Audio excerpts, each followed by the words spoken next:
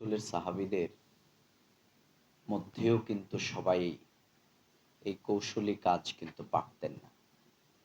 এটা আমি হযরত হুযায়ফা রাদিয়াল্লাহু তাআলা আনহুর জীবনী যখন পড়ছিলাম, তখন দেখলাম যে হযরত হুযায়ফা রাদিয়াল্লাহু তাআলা আনহু এমন একটা ঘটনা বর্ণনা করেছেন। তিনি বললেন যে আল্লাহর রাসূল সাল্লাল্লাহু আলাইহি সাল্লাম সেই যুদ্ধে আমাকে যখন বাতিলের খবর নিয়ে আসার জন্যে আমভাবে আমাদের সবাইকে বলেছেন।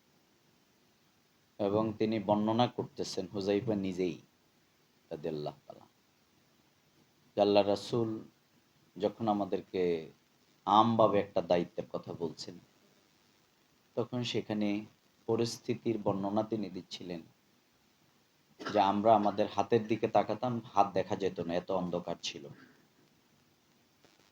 এবং এত কনকনে শীত ছিল যে কেউ কোনো জায়গায় দাঁড়াইতেও পারছে না। আল্লাহ রাসূল সাল্লাল্লাহু আলাইহি সাল্লাম বললেন যে বাতিলের খবরটি, কাফেরদের খবরটি আমাকে এনে দিতে হবে। তিনি আমভাবে যখন এই কথা বললেন, তখন এখানে বড় বড় সাহাবীরা উপস্থিত ছিলেন। হুযায়ফা রাদিয়াল্লাহু তাআলা আনহু বললেন যে আল্লাহ রাসূল এটা বলার পরে কেউই কোনো সাড়া দিলেন না। বরং কেউ কেউ এখান থেকে এখন কেটে অন্যদিকে যাচ্ছেন। কারণ পরিস্থিতির তীব্রতা এবং কঠোর ভয়াবহতা এত জটিল, নিশ্চিত এই খবর ওদের তবু থেকে আনতে গেলে মৃত্যু অনিবার্য। হুযায়ফা রাদিয়াল্লাহু তাআলা আনহু বলেন যে আমিও একটা কালো চাদর গায়ে ছিলাম, কনকনে শীত। আমিও কিন্তু এখন কেটে পড়তে শুরু করলাম। আল্লাহ রাসূল সাল্লাল্লাহু আলাইহি সাল্লাম এখন আর এই বাতিলের তাঁবু থেকে যুদ্ধের এই খবরটি, তাদের পরিস্থিতি কেমন, এটা এনে দিতে হবে, এটাকে এখন আর রাখলেন না। আল্লাহ রাসূল এখন আমার হাত ধরে বললেন, হুযায়ফা তুমি যাও। এখন আর খবরটি আমার জন্য, এই আনুগত্য যাওয়াটা আমার জন্য ফরজ হয়ে গেল। আমি বুঝতে পারলাম যে এখানে গিয়ে হয়তো জীবন্ত অবস্থায় আমি আর আসতে পারবো না।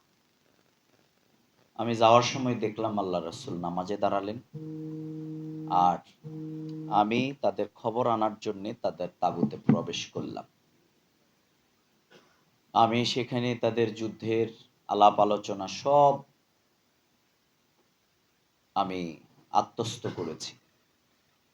তারা বলতেছে যে আগামীকালকে যে যুদ্ধ হবে, এটা মুসলমানদের সাথে করা খুবই অসম্ভব। কারণ এখানে আমরা রান্নার পাতিলটি দিয়ে এটা বাতাসে উড়ে যায়। এত ঠান্ডা, এত পরিস্থিতি, এত ভয়াবহতা, এটা সম্ভব না। আল্লাহ রাসূল যা জানতে চাইলেন আমি সবই উদ্ধার করলাম।